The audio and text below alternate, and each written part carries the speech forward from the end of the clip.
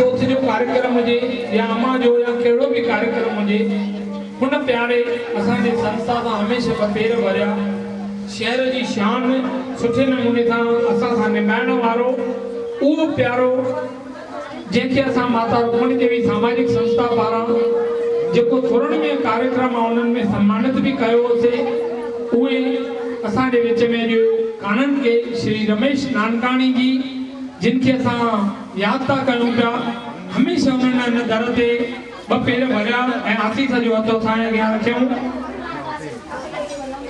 हिननि सभिनी खे श्रद्धांजलि पुष्प अर्पित कंदे मां चाहींदुमि हिन कार्यक्रम जी असां शुरूआत कयूं। सुहिणा ऐं मूर्तियूं ऐं सूरतियूं असांजे शहर जे सिंधियत जो सपूत माता रुक्मणी देवी सामाजिक संस्था तरफां जेके सम्मानित कया विया आहिनि,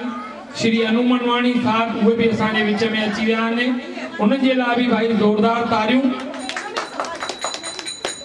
चाहींदासीं। हाणे अचनि जोत जॻाइनि, अचनि त हाणे जोत जॻाइनि असांजा स्वामी जिन जे दर तां आयल प्यारा प्यारा असांजा साईं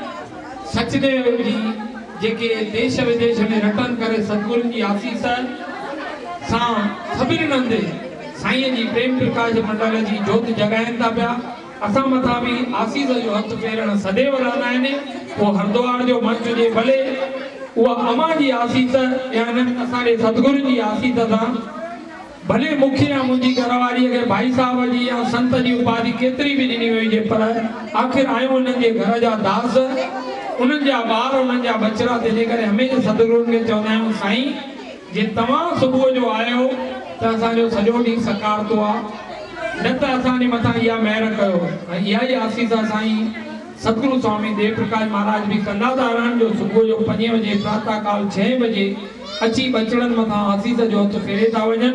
ज़ोरदार तारियूं असांजे प्यारे प्यारे सचे साईं सतगुरु स्वामी देव प्रकाश महाराज जे लाइ। अचो हाणे प्रेम जी हिकिड़ी जोत जॻाईंदासीं ऐं मां अर्ज़ु कंदुमि मुंहिंजी